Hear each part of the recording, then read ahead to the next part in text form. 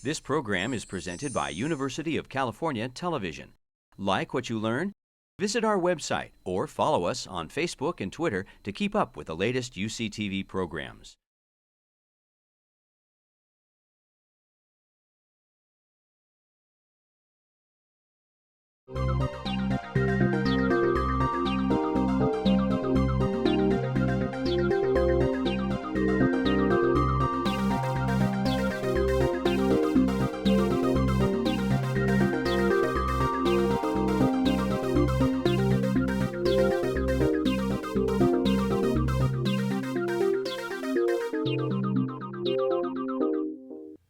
Welcome to A Conversation with History. I'm Harry Chrysler of the Institute of International Studies.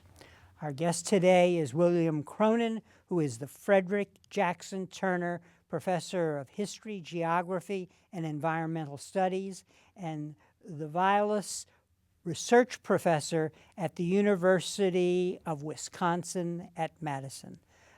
Professor Cronon, welcome to Berkeley. Thanks for having me. Where were you born and raised? I was born in New Haven, Connecticut. I'm an academic brat, so I've lived in university towns all my life, and I spent the first 6 years of my life in New Haven, a couple of years in Lincoln, Nebraska, and then from third grade on through the end of my undergraduate years in Madison, Wisconsin. And looking back, how did your parents shape your thinking about the world? Pretty deeply, I would say. My father was an American historian, as I am. I ended up following in his footsteps much more closely than I ever imagined that I would. And from him, I learned the habit of looking at pretty much everything historically, asking how did things get to be this way? And he was a wonderful storyteller and always had historical stories to tell about wherever it was that we might be. My mother was really interested in natural history and science, and those ended up being kind of the converging interests of my life. I'm kind of endlessly fascinated by nature, but I tend to approach nature historically. For me, almost everything has a story in it, and finding those stories is what I've really devoted my life to doing. And I have the sense from reading about you and reading your writings that being in Wisconsin really shaped you in a very distinctive way. Yeah, I would say that's true in many complicated ways that ranged from Wisconsin's it's a Midwestern kind of humble landscape. It doesn't have the sublime drama of California. It's rolling hills, a lot of flatlands, a lot of wetlands.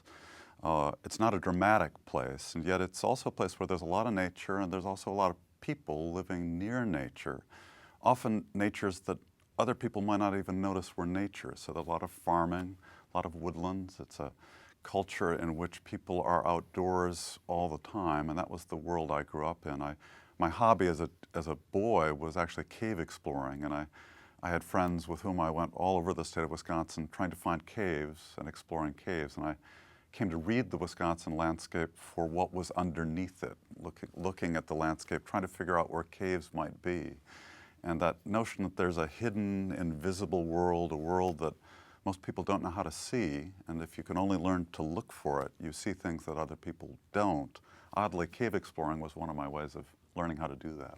And I think I read somewhere that in high school, was it, that you did a project on vegetation where you were making note of all the different vegetation? Yeah, one of the things that a lot of people were doing in the mid-20th century, and I would have been late to this process, but Wisconsin was one of the places where it was pioneered, was they used the original land survey records when the federal surveyors first came across the landscape and put the grid down that turned landscape into real estate in many parts of the United States.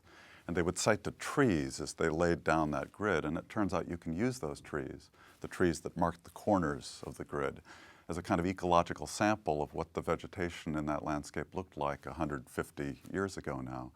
And a high school research project that I did in my junior and senior years of high school was to take a county in Wisconsin, look at all the survey marks, and build a map of what the vegetation had been in that county in the 1840s, 1830s. I know that you are very focused on the link between history and nature, but it also sounds like the history of nature itself, in other words, its evolution over time. Oh yeah, very much so. In fact, I entered college thinking, partly based on the project you just asked about, that I would be a quantitative plant ecologist.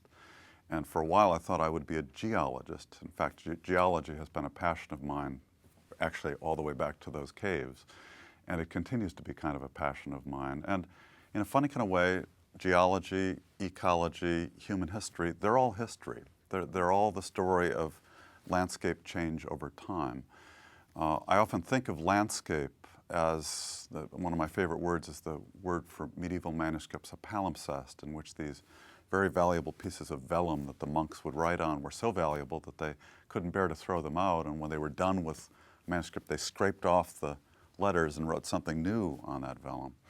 And you can now read the hidden script on those documents if you know how to do so. And the idea that landscape is like that it's layer upon layer of texts that we can read if we know the language, if we have the skills. And the languages come from many different disciplines: geology, ecology, chemistry, physics, astronomy, English literature, you name it. So I'm interested in, yes, the history of nature, and I'm interested in the history of the way we think about nature, our ideas of nature. You started in photography very early, so the visual is very important for you. The visual has been very important to me all along. My dad had photography as a hobby, another thing that he gave me.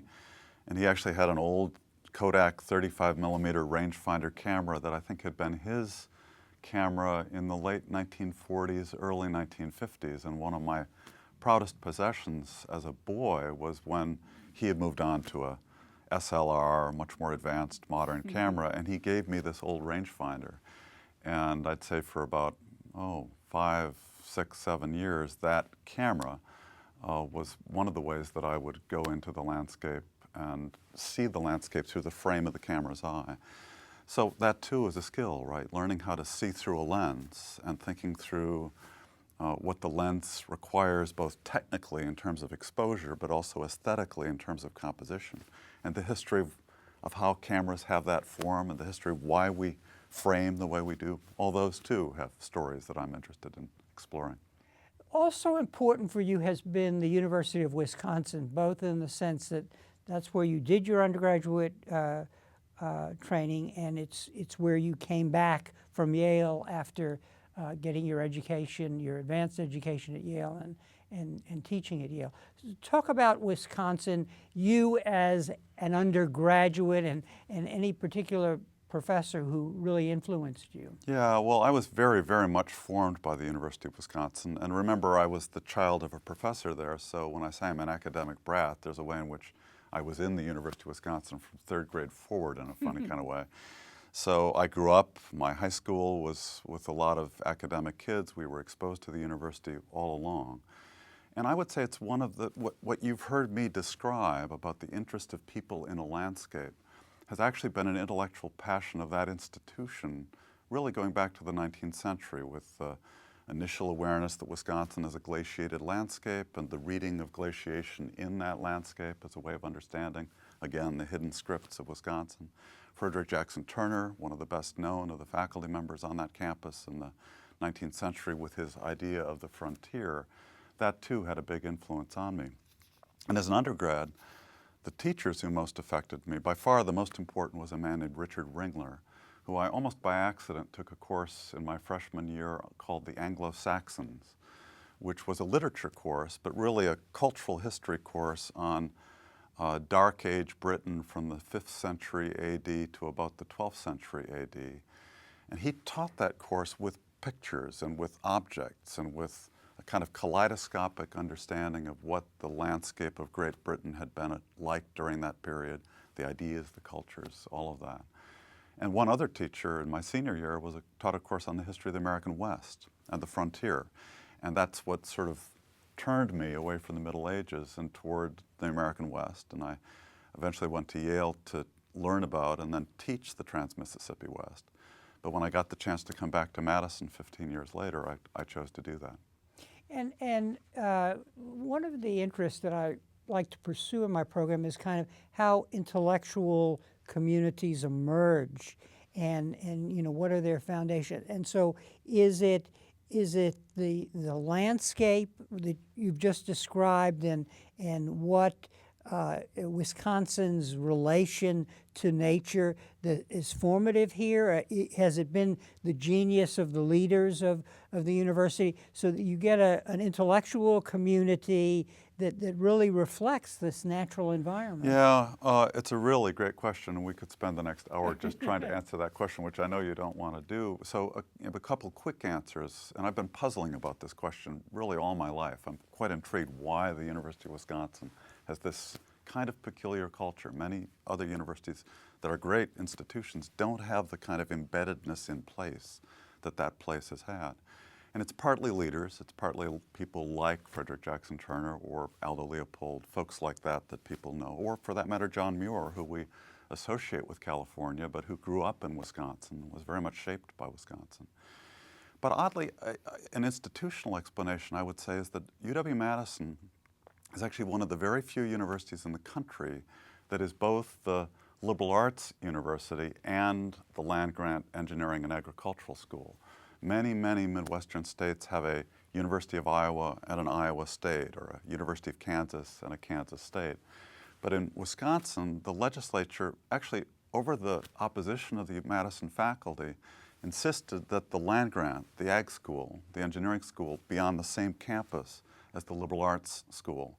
And oddly, I think it's actually been that dialogue between the liberal arts tradition, the kind of broad understanding of the human experience, which is the great, I think, contribution of the liberal art perspective to higher education, with the much more practical applied knowledge of the ag schools, the engineering schools, those kinds of professional schools, that really has created a really interesting dialogue at UW-Madison, much of it over agriculture. And I also get a sense in reading up about you and the ideas that have motivated you that this University of Wisconsin setting and Madison and Wisconsin imbue one with a sense of community and community service and the public good and so on. Very much so, and that's a tradition that goes back really to the governorship of Bob La Follette, the great progressive Republican governor at the beginning of the 20th century, whose roommate in college had actually been a man named Charles Richard Van Hise, who was the first PhD from the University of Wisconsin. And Van Hise would actually write the first textbook on natural resource conservation in the United States. And they were very close friends. And when La Follette became governor, he and his old roommate hatched the idea, which they called the Wisconsin idea, that the university should exist in the service of the people of the state. And the motto of that was that the boundaries of the university are the boundaries of the state. We now say the boundaries of the state, the boundaries of the nation, the boundaries of the world. But this idea that the university exists to serve, that is, it's not in an ivory tower separate from the world, but it is in the world. And being in the world, intellectual work needs to be in dialogue with what's out there in the world. So Wisconsin led the way. It invented the idea of Social Security. There are actually a whole series of public policy reforms in the early 20th century that came out of this Wisconsin idea. And then by the time of the New Deal, were being mapped onto the nation as a whole. You then, after doing your BA work in Wisconsin, you took a break from Wisconsin, so to speak, and were a Rhodes Scholar at Oxford, and then a graduate student at Yale, and then you taught at Yale. What did you get that was different or additive in these two educational experiences? Well, that too would be a complicated question. Oxford was revelatory to me in all sorts of ways, and living in England, living in the British Isles was revelatory, because this habit of reading landscape that I'd already acquired from Madison, in England, the time depth and the multitude of cultural and environmental layers that take you back from the present day to the Industrial Revolution, to before the Industrial Revolution, to the enclosures, to the Norman French, to the Anglo-Saxons, to the Celts, to the Romans, those layers are all legible in that landscape. And the English, the Brits in general, have had a fascination for that place, I would say, that surpasses most places in the United States. And so it was just a feast for somebody with my kind of curiosity to be in that kind of place with those kinds of guides. And I wrote a dissertation there on energy consumption because I was working in the late 1970s at the time of the energy crisis.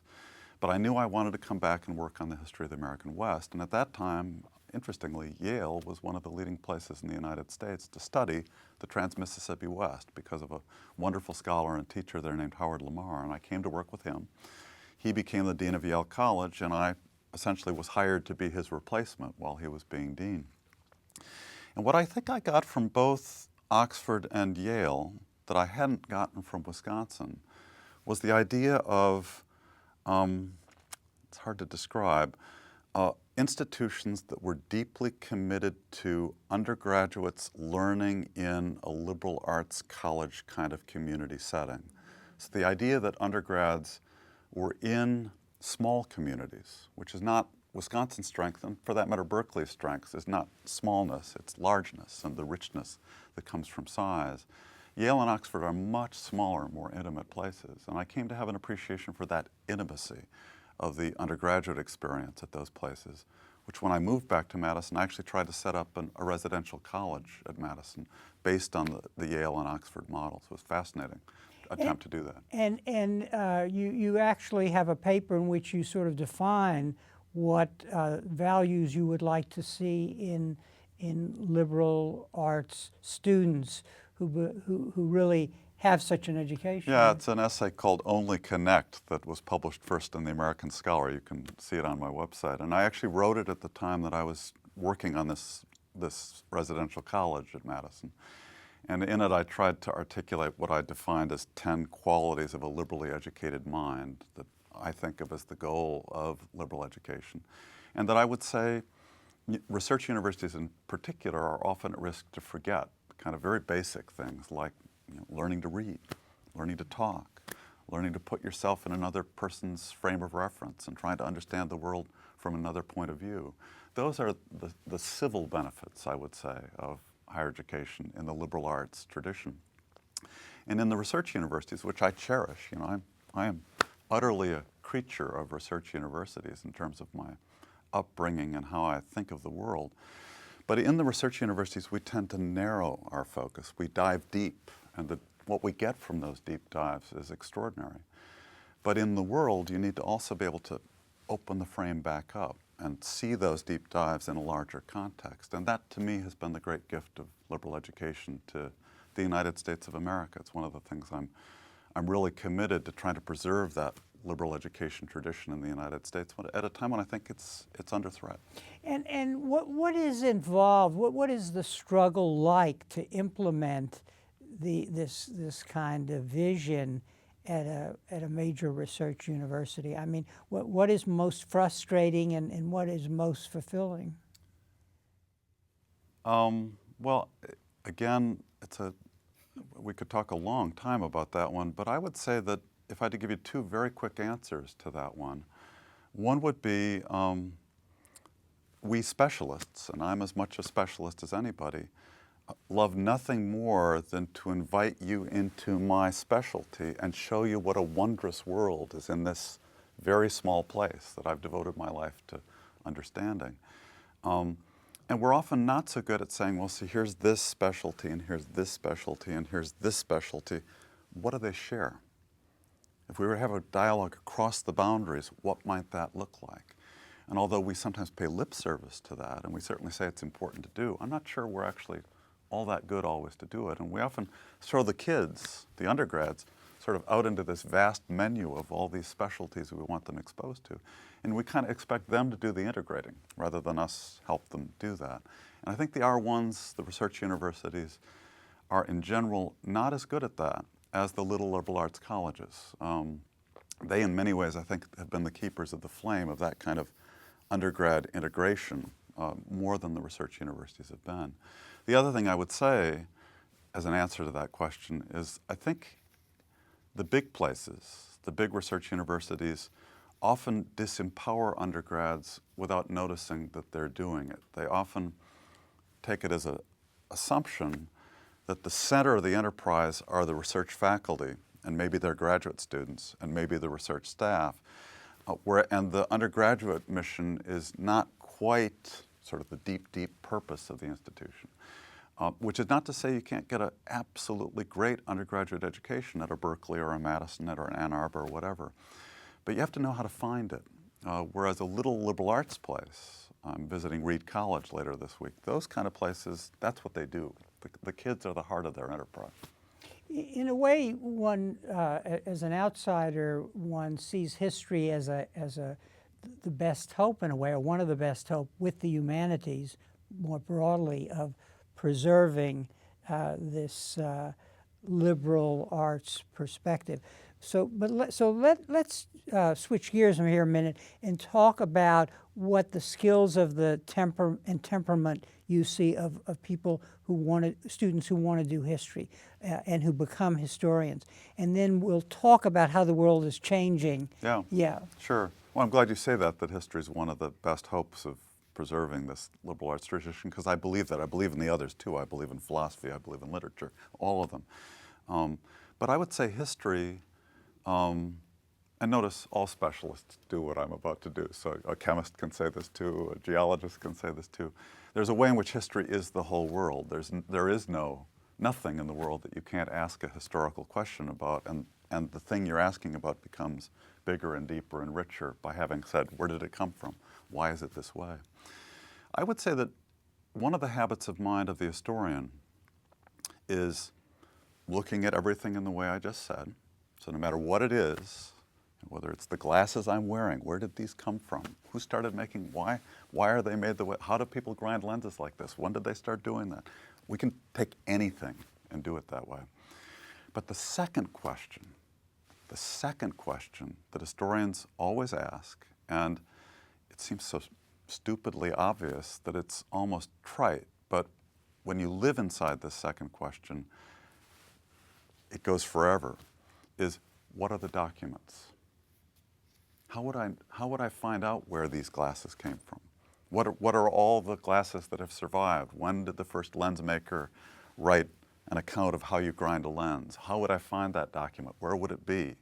And that looking for documents, piecing together the kaleidoscopic jigsaw puzzle, which are all these fragments which have come down to us from the past, is really not the way other disciplines ask questions. And so that's one thing that history gives the world. The last one I would give you, though, is historians are committed to ordinary language. They speak plain English, not that they don't use certain words in special ways, but they're not as fond of inventing neologisms, new words, as many disciplines are. They don't speak a secret language that only experts know how to understand. And so there's a kind of accessibility of historical writing, which, if you believe that academic work should be in the world and should be accessible to ordinary folks, that ordinary languageness of history is a good thing. And one reason for the ordinary languageness is storytelling. The commitment to narrative, the commitment to, when I answer the question, how did it get to be this way? Well, that invites a story. That's almost a required story is the answer to that kind of question. Most disciplines, although I would argue they all actually build narrative, they build story, they don't actually tell story. The rhetoric they use is not a storytelling rhetoric. And there is something about story, I believe, that is about as deeply a part of human consciousness as any feature of the way human beings make meaning in the world. We make meaning by telling stories. And many of the stories we tell are about the past. That's what history is. You were the president of the American Historical Association, and in your address and columns you wrote for that office, you talk about a second component, which is coming to understand a foreign country. So in addition to wanting to know how we got here, you really want to answer that question by knowing what it was like back then, but in the terms of the people who lived in that period. Yeah, and this one's a hard and complicated one because in general, I would say, more often than not, people who are not historians come to history through the first question. How did things get to be this way? Certainly when I teach an 18-year-old, they haven't lived that much history. They don't have that much time depth in their own life. So, and they have a kind of late adolescence and how did I get to be me? And so there's a way in which one of the most interesting stories is always, well, how did I get to be me? How did And by me, I mean us.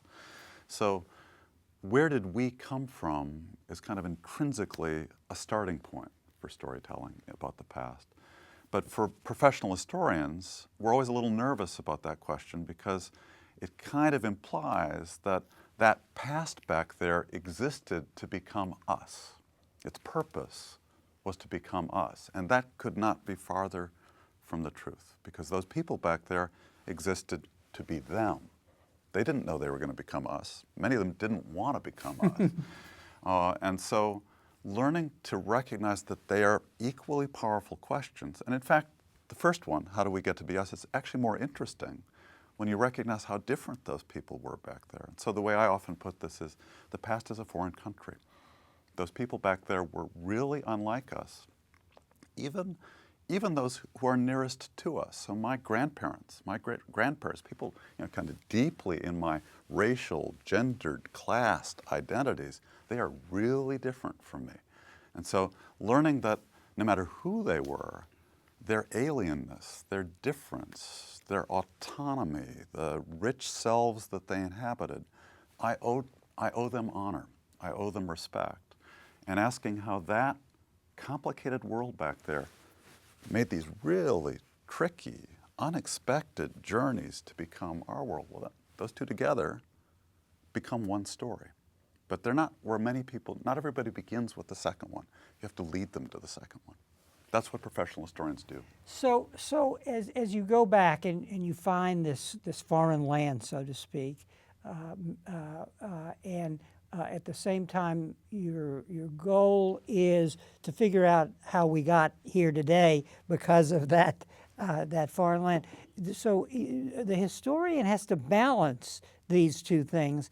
And are you saying that storytelling is a way to carry this information from the past and bring it to the present so that both fellow historians, students, and a wider audience will then appreciate this vocation? Yes, that's deeply what I believe, and I think it's deeply what my discipline believes. That's the reason why we really are unapologetic about narrative. And many disciplines in the 20th century came to regard narrative as unscientific, as not sufficiently ambitious in the generalizations that it had to offer. Whereas there's a way in which history, by its nature, we believe that although there are broad patterns, each story is unique. And that's the property of storytelling, that if I tell a story well, it's a unique story. You come to care about the characters and the experiences and the lived realities of that set of characters that are in that story. And I do believe, again, that a deep part of human pattern making, meaning making, is we empathize with people. We come to put ourselves in their shoes when we can inhabit a story where we can imagine being in that place, in that time. And nothing does that so well as narrative, I would say. You have an article which is on your website about, I think the article was done for the Wisconsin Historical Society, and it's about a particular place that became preserved and was a national, a state historical site.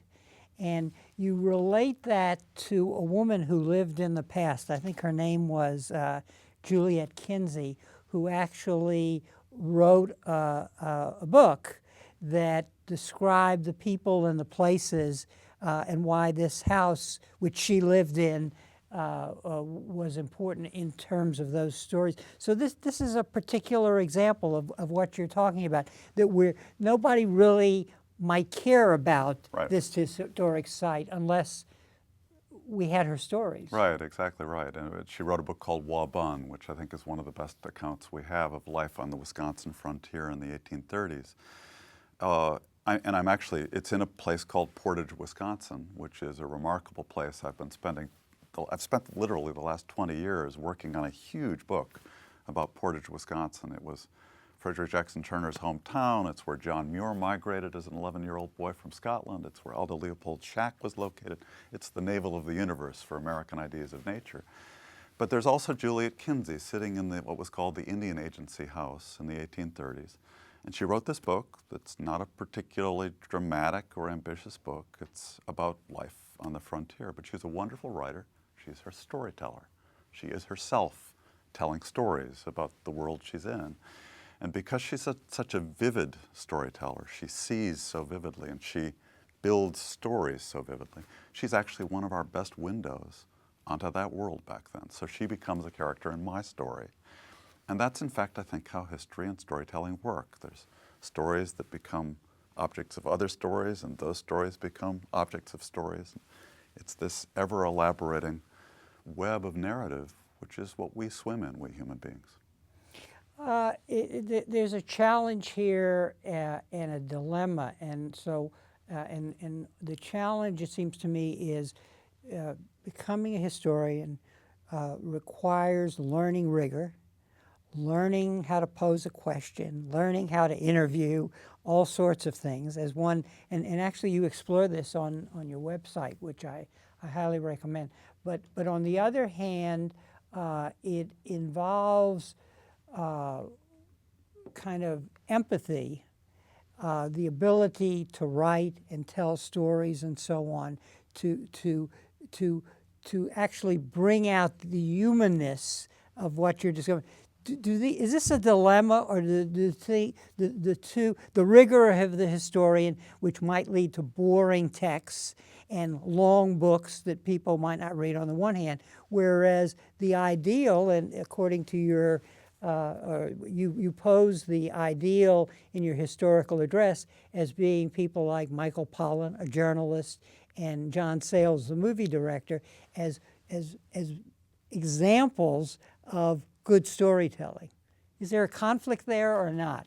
Well, I don't hold them up as the ideal. I'm a great fan of both of them. I hold them up as an ideal, and I contrast their ideal to some extent with what historians are permitted to do. It is absolutely true that John Sayles can invent narratives about the past that I believe convey truths about the past. They're not lies. They're not just fictions, as if that just could do justice to fiction. They're full of valuable insight and meaning, but they don't follow the historian's rules of evidence that you're labeling with the word rigor. Mm-hmm. And it is true that when I write history, I have to follow the rules of evidence of my discipline, or my colleagues, and my discipline generally won't recognize that I've made a legitimate claim about the past. Now, I think you can do that in very engaging ways, and in fact, even when I'm arguing, I usually narrate argument. I usually will tell you a story about an argument, and I'll build that argument as if it had a kind of narrative shape to it, a narrative flow. I can tell you a story that will step you through the stages of an argument. But in my discipline, I have to show you my evidence. I have to show you what the basis is back then, some fragment that has survived from back then that permits me to make the claim that I'm making. And my colleagues in this discipline are very nervous about certain kinds of leaps. Empathy is one of the territories where we get nervous, because if I make an unearned leap and I imagine that I can put myself inside the head of Juliet Kinsey at the Indian Agency House and pretend that I'm her, very likely I will violate her reality. Very likely I will sort of say, well, of course she's like me. She's got the same fears. She's got the same beliefs. And unless I've worked very hard to bound that claim and say, you know, people back in the 1830s did not have that set of beliefs. They did not expect their lives to look that way.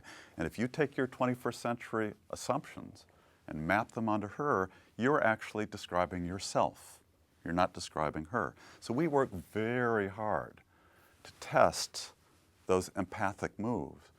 I don't think that lets us off the empathetic hook, though, because ultimately, once you've done all that work, once you've tried to understand her reality, you still have to say, so now that I have this much richer understanding of what it would have been like to be Juliet Kinsey, living on the Wisconsin frontier, this educated New England woman who finds herself from her point of view out in the middle of nowhere, what would that have been like? Well, then I can start imagining within the bounds, within the limits of my evidence, and I think I can still make you care about her. by doing that. But it's a tricky business. How do you learn storytelling? Do you learn from alternative ways of doing storytelling, as you did in your presidential address, always pulling back, as you just described, because you're not doing fiction in the way John Sayles is, for example? Yeah, no, I would say that. I think that the way I learn storytelling and the way I try to teach my students to learn storytelling is to recognize that it's all story, everything. Story is around you all the time. And when you watch Steven Spielberg tell you Abraham Lincoln's story, when you read David Donnell's biography of Lincoln, or when you read Lincoln's own speeches and letters, they're all different takes on this complicated human being that you're trying to understand. And they're all fair game for trying to say, so that's one way of looking at Abraham Lincoln. That's one way of understanding his reality. And I would say the more different ways of that you pay attention to, one of the things I tell my students over and over again is that if you want to be a writer, if you want to be a historian, if you want to be a storyteller, you need to read not just for content, but for form, and you need to read as a storyteller. You need to read as a writer. And another thing I tell them as part of that is that when you're riveted by the story, you're just turning the pages like crazy, pause and say, so why? What's this writer doing that's doing this to me? And conversely, when you're bored out of your mind, when you've turned the last 5 pages and realize you have no memory of them at all, you've read the same paragraph 5 times and you just can't stay focused on it, that's actually kind of interesting. It's actually not boring to ask, why is this boring? And so when you read as a writer, even boredom, even a boring text, can be an exercise in figuring out how does a writer lose track of their audience so much that they bore that audience and the audience stops reading. There's no more disastrous thing for a writer to do than for the reader to go, I'm not coming back to that. So I tell my students to put a 3x5 card over their writing space that says, will the reader turn the page? Will the reader turn the page? And it's the scariest question any writer can ask. So a student of history should not look at Steven Spielberg's movie and say, well, there are these historical inaccuracies in the thing. I mean, you do that. You should do that. You should do that. Yeah. But on the other hand, but you would not then dismiss the work, but see it as a way, well, how did he make Lincoln interesting? Right. Well, that's one thing. And how did he get us to empathize with Lincoln? Why did he choose, in the middle of the Obama administration, to tell that particular version of Lincoln's story? How did he create a moral fable that is as much about the politics of the early 21st century as it is a story about the Civil War? Notice, one of the things historians do is we put everything in history. So there is a history of different representations of Abraham Lincoln. And in that story, there's nothing inaccurate about Steven Spielberg's Lincoln, because that's a story not about Lincoln, it's a story about stories about Lincoln. And these days, that story, Spielberg's story, and Tony Kushner's story, based on Doris Kearns Goodwin's story, notice the layers of story that are happening there, each of those is an absolutely authentic, totally accurate depiction of what one group of artists in the early 21st century had to say about Abraham Lincoln.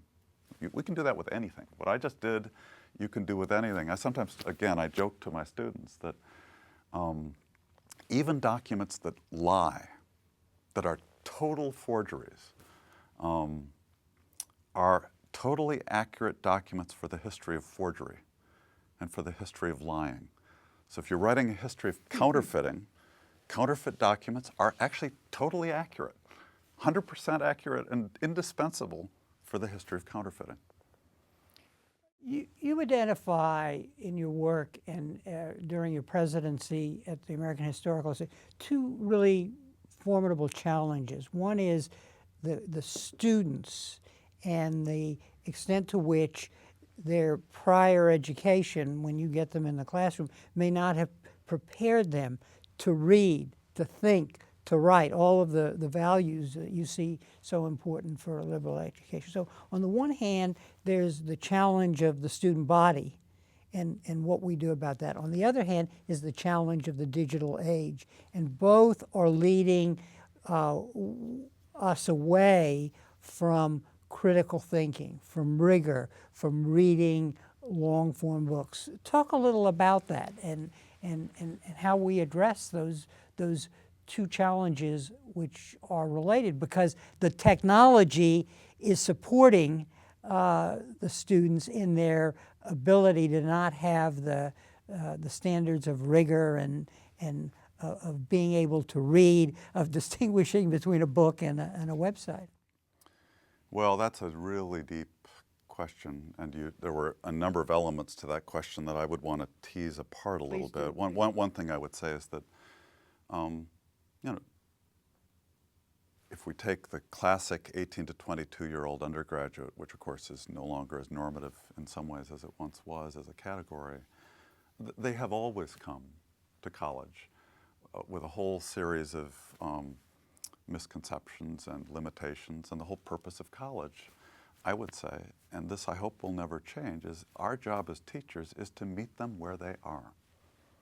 We can't, it does no good to complain about, well, in the wonderful glory years of the past, students had all these skills they don't have, and that isn't what you just said. But there is a tendency, particularly for middle-aged people, to look back on the glory days of their youth, and kids today aren't like that, and I have no patience for that.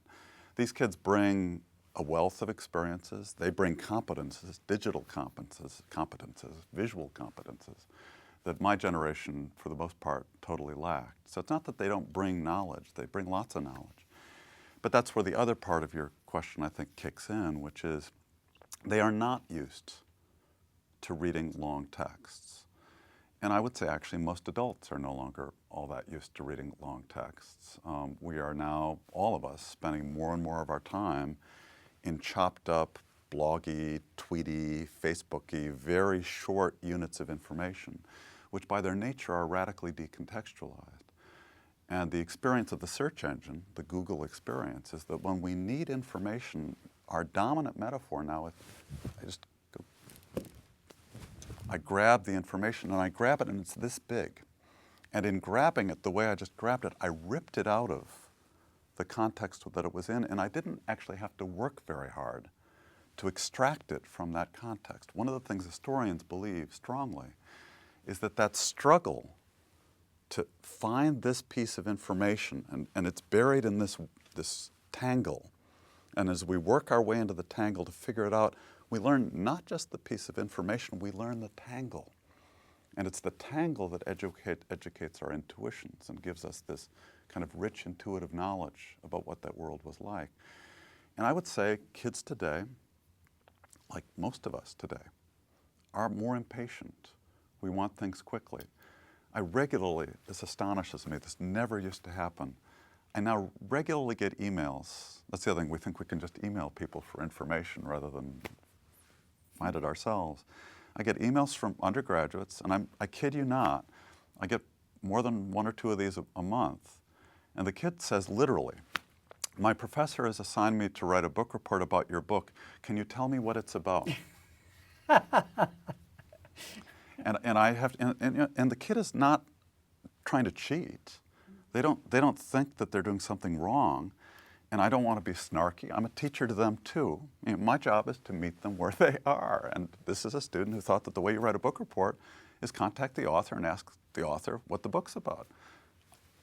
Never in a million years would that have occurred to me as an undergraduate. But of course, it's so easy now. So I have to very gently and as kindly as I can say, the answer to your question is in my book. You might want to read it. And it's changing that way of thinking, that idea that you don't have a primary experience of reality, you have a virtual experience of reality, and a Wikipedia summary is all you need as a way of accessing that reality. So there's some complicated changes going on. Historians, in a way, are positioned to adapt to the web. even though they may resist the web. And I draw this conclusion from your emphasis on storytelling, and also what you've written about your teachers, you know, and the way they might use pictures or multimedia. And in the classroom, they are having to articulate their research in ways that students can understand and we will be enthralled by. So in a way, teaching and storytelling are a stepping stone to move into the digital age. Historians just have to think about it. I think that's right. One advantage, it's a vice virtue thing. One of our virtues is that we do think in stories. Stories are accessible. We write in ordinary language. Another advantage is that almost alone, not quite alone, but almost alone among the academic disciplines, we're still a book discipline. The vast majority of academic disciplines now have their principal intellectual output in academic journals, which, notice, have the interesting attribute that they don't need to assemble their audiences. The audience is already pre-assembled. The group of specialists is gathered around that journal, and the goal is the most efficient communication of new findings to that expert audience. So there's not a problem of translation. You've already got the experts, and you want to get it to them as quickly as possible. They don't want to be bored with explication because they already know the context. Whereas when you write a book, you have no guaranteed audience. Every book has to build its own audience. It has to create its own audience. And so the narrative act of imagining the other to whom you're communicating, and the commitment of my discipline to ordinary language, when I write a book, I do not just want my colleagues to read it. I want anybody who's interested to feel intrigued by the invitation I'm giving them to come into this really cool space that I want to share with them. That's the virtue. To finish, though, with the vice, we like books. The default of my discipline, we're never so happy as when we can write a 250 to 500 page book to tell you a long, long story about what happened back then. And that is not the way most people now read. Long, long reading, particularly long, complicated, technical, demanding reading, is less and less common as an act of pleasure. So I would say that the biggest deficit, as I experience it, that my undergraduates now bring into the classroom is most of them, many of them, no longer read long books for pleasure. It's not part of their lived reality that you would pick up, and we always name Harry Potter, but I think Harry Potter is the exception to prove the rule. And Rowling is a genius at the narrative momentum that she can use to suck people up and carry them for 800 pages. That's not the way most books work. So persuading kids that reading long is still a valuable thing to do is hard work. And here now I'll finally answer your question in this way. One of the things I believe, and I don't think this comes naturally to my discipline, but it does come naturally to storytelling, is that there's a way in which any story can be told at any length. I can tell you Anna Karenina in 800 pages. I can summarize it for you in 100 pages. I can summarize it in a paragraph. I can, in fact, tweet it. And I can capture a reality about that book. Now, if I tweet it, you're losing an awful lot of Tolstoy when I do that. But remembering that all narrative is scalable, it loses richness and subtlety and complexity as you scale it down. But I do think that that's the lesson of the digital age. We need to learn how to tell our narratives, construct our arguments, put things in the public realm on multi-scales. And my anxiety, one of my missions in the time I have left to me, is to try to keep defending the long form, the full-length Anna Karenina, say. It's just a fictional metaphor for long narrative. At the same time that I'm trying to help me and my colleagues get our work out into the blogosphere, get it out into Facebook, get it out into the much smaller units of argumentation, or for that matter, in multimedia, on television and video, the space that we're in right now. That YouTube has opened up this kind of conversation in what was never possible before. When you began these interviews, they were nowhere near as accessible to the world as they are now. And that's a wondrous thing. It's an amazing thing. You and I can talk for an hour, and there will be people all around the world that can access it. That's something that never before could have been done. And we need to lean into that the way you've been leaning into it. Thank you. Let's talk a little about environmental history, because you are a leading figure in environmental history. And what does history bring to our understanding of the environment? You, at one point, I think I read where you said that one's goal as an environmental historian is to bring nature into history, basically. Talk a little about that.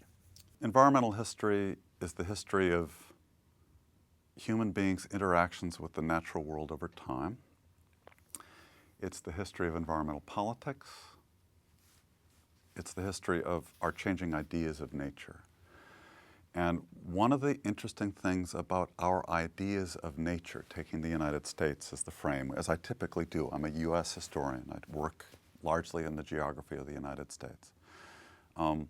Nature in the United States has often been a kind of romantic, early 19th century nature, which is static and stable, beautiful, equilibrated whole. And there is a story that Americans have often told themselves, and that I would say environmentalists still tell themselves, in which the human past is a story of our taking that stable nature and transforming it. And a story that was very important to American history was the story of progress, in which we take a savage wilderness, raw nature, and convert it into civilization, convert it into progress. That's Frederick Jackson Turner's story of the American frontier, which has all sorts of erasures, and Native peoples have a very awkward place in that particular narrative.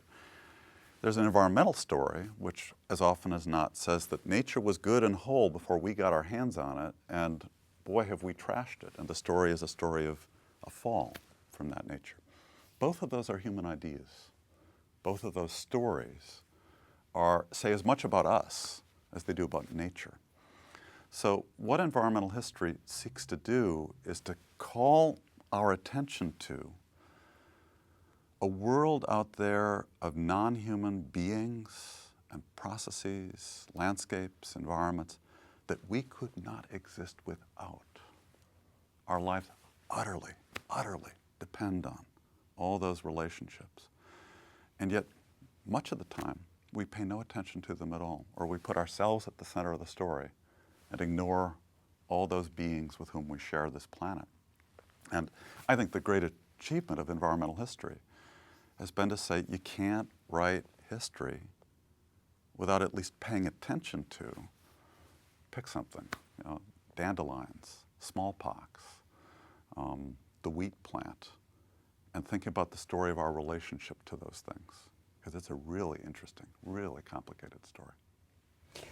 Does environmental history have important lessons for the environmental movement?